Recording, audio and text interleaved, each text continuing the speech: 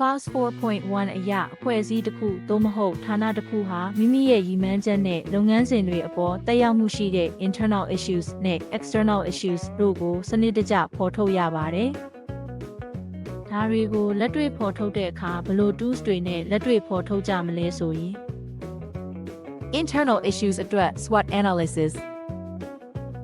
အဖွဲ့အစည်းသို့မဟုတ်ဌာနရဲ့ internal issue တွေထဲကအားသာချက်တွေအားနည်းချက်တွေကိုဖော်ထုတ်ဖို့ SWOT analysis ကိုအသုံးပြုနိုင်ပါတယ်။ SWOT analysis ထဲက S strengths နဲ့ W weaknesses ကိုအဓိကအသုံးပြုကြပါတယ်။ဥပမာကျွမ်းကျင်ဝန်ထမ်းအင်အားရှိခြင်းဝန်ထမ်းများသက်ဆိုင်ရာလုပ်ငန်းနှင့်နည်းပညာကျွမ်းကျင်မှုရှိခြင်းဌာနတွင်စီးလုံးညီညွတ်မှုရှိခြင်းအခက်အခဲများကိုဝိုင်းဝန်းဖြေရှာကြသောအလေးအထားယဉ်ကျေးမှုရှိခြင်းအဲ့ဒါတွေဟာကိုယ့်အဖွဲ့အစည်းဌာနရဲ့အားသာချက် strength တွေပဲဖြစ်ပါတယ်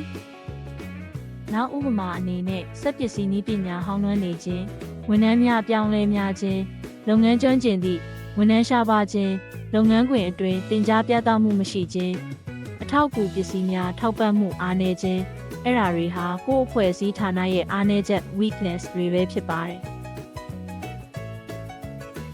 SWOT analysis ဟာအဖွဲ့အစည်းဌာနရဲ့အားသာချက်ကိုမြင့်တင်ရန်နှင့်အားနည်းချက်ကိုကာကွယ်ရန်အသုံးပြုတဲ့မှန်တစ်ချက်ဖြစ်ပါတယ်။ internal issues တွေကိုဖော်ထုတ်ထားတာကကိုယ့်အဖွဲ့အစည်းဌာနဟာမုန်တိုင်းကိုခံနိုင်ရရှိရန်အတွက်ဘယ်လောက်ခိုင်ခန့်မလဲဆိုတာကိုစစ်ဆေးခြင်းပဲဖြစ်ပါတယ်။ external issues နဲ့ပတ်သက်လို့ဆက်လက်တင်ပြဆွေးနွေးသွားမှာဖြစ်ပါတယ်ရှင်။